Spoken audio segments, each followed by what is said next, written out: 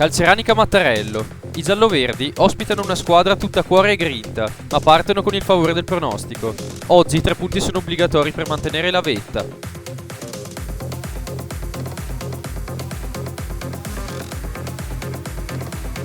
Calisio Lona Lases.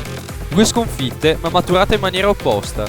Riuscirà il tosto Lona Lases a ottenere una vittoria o saranno i ragazzi biancorossi a farlo?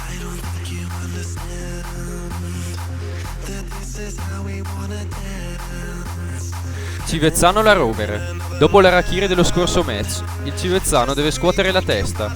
Se la faranno a debellare il La Rovere o gli ospiti otterranno i primi punti stagionali?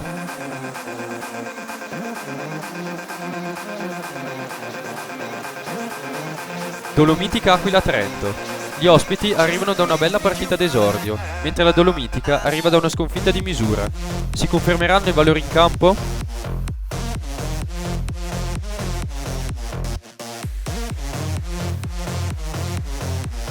Fassa Gardolo. Le 2 squadre arrivano da 2 belle vittorie e per questo nessuno vuole tirare il freno. Il match più caldo della settimana promette una partita entusiasmante.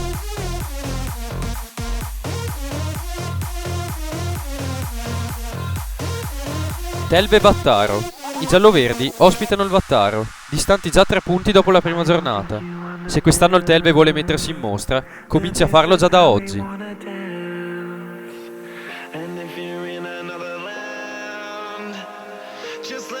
Verla Fiemme. Il Verla ospita la squadra più giovane del campionato, un gruppo che necessita del tempo per assestarsi, ma che può rappresentare un'importante incognita in questa partita.